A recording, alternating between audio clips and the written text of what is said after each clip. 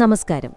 ഭഗവാൻ മഹാവിഷ്ണുവിനെ ധ്യാനിക്കാൻ ഏറ്റവും പവിത്രമായ മന്ത്രങ്ങളിൽ ഒന്നാണ് അഷ്ടാക്ഷരി മന്ത്രം. ഓം നമോ നാരായണായ എന്ന 8 അക്ഷരങ്ങൾ അടങ്ങിയതിനാലാണ് ഇതിന് അഷ്ടാക്ഷരമന്ത്രം എന്ന പേര് ലഭിച്ചത്.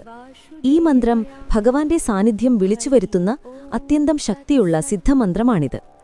മറ്റു മന്ത്രങ്ങൾ പോലെ ഇതിന് ഗുരുമുഖം ആവശ്യമില്ല. അതായത് ആത്മവിശ്വാസത്തോടെയും ഭക്തിയോടെയും ആരും തന്നെ ഈ മന്ത്രം ജപിക്കാവുന്നതാണ്. എല്ലാ മന്ത്രങ്ങളിലും പോലെ ഇവിടെ ഓം എന്ന പ്രണവം പ്രധാനമാണ്.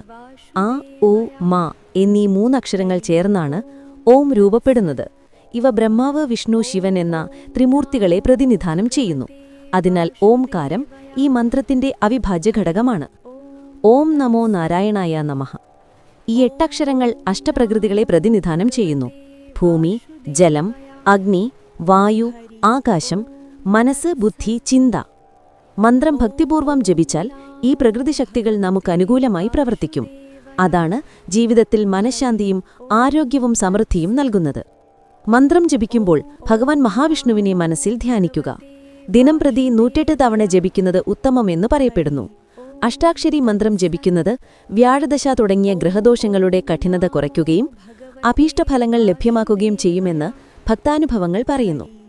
ഈ മന്ത്രം ജപിക്കുന്നവന്റെ പാപങ്ങൾ ദൂരീകരിച്ച് ആത്മശുദ്ധിയും ആത്മവിശ്വാസവും നൽകുന്നു. വിഷ്ണുവിന്റെ നാമസ്മരണ മനസ്സിനെ ശാന്തമാക്കുകയും ഹൃദയത്തെ പ്രകാശിപ്പിക്കുകയും ചെയ്യും.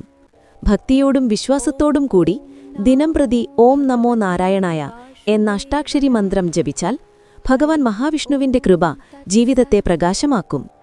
ഇതുപോലുള്ള അറിവുകൾക്കായി spiritual Malayalam YouTube channel subscribe ചെയ്യൂ.